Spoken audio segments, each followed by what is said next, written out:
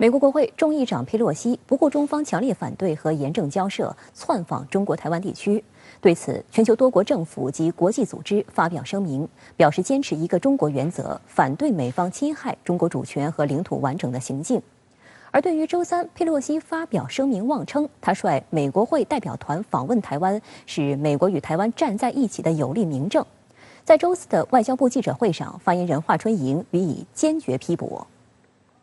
我们经常听到美国政客说与谁站在一起，但是呢，历史和事实已经反复的证明，美国政客宣称与谁站在一起，他们就会把混乱和灾难带向哪里。看看当年的伊拉克、叙利亚、利比亚和阿富汗，再看看佩洛西曾经说过的要同他们站在一起的美丽风景线和那些港独分裂分子们，他们现在都是什么下场？对于美国务院不具名高官称，中方不应该以佩洛西访台为由，继续寻求改变涉台现状，如台海局势在此访后出现任何升级或危机，责任在中方。华春莹回应，美方的有关言论是典型的颠倒是非、贼喊捉贼，反映出了美方一贯的霸道和蛮横无理。他反问美方4个问题：第一，什么是台湾问题的现状？第二，谁在制造台海危机？第三，谁应该对台海紧张事态负责？第四，谁在改变台海现状？华春莹指出，中方已经反复明确表明佩洛西访台的严重性、危害性，并且明确指出由此造成的一切后果由美方负责承担，勿谓言之不预。但美国政府和佩洛西唱双簧，一意孤行，美方恶意挑衅在先，中方正当防卫在后。中国政府有权采取一切必要正当行动，坚决捍卫国家主权和领土完整。我愿再次强调，当前台海局势出现任何紧张，都是美方一手造成的，其根源都是佩洛西出于一己私利，一意孤行，执意串台，严重违背一个中国政策。如果没有佩洛西串台事件，就不会走到今天的局面。对此，很多国家和很多媒体都是有十分清楚、客观和正确的认识，也都以不同的方式向美方提出了警告。美方如果真心的维护台海和平稳定，最重要、最关键的就是立即言行一致、不折不扣地恪守一个中国原则，遵守中美3个联合公报。我们看到，在佩洛西窜访台湾之后，外界都在关注中美关系下一步将会如何发展。那么对此您怎么看呢？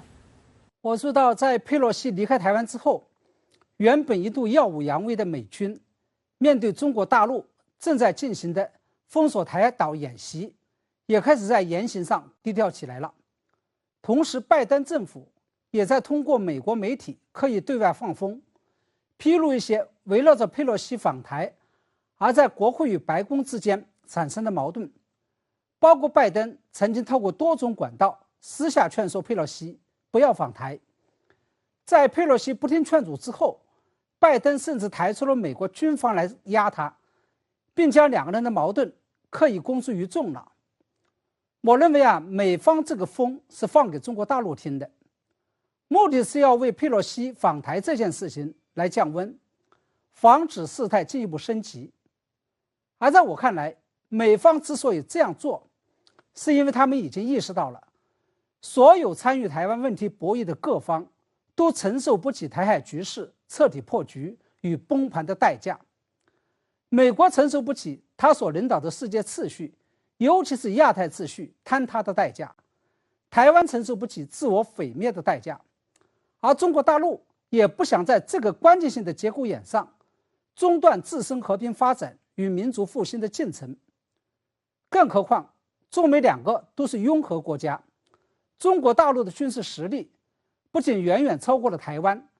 而且正在拉近跟美国的距离，这是美国不敢轻易在军事上跟中国大陆破局的理由。这就是参与台海局势的各方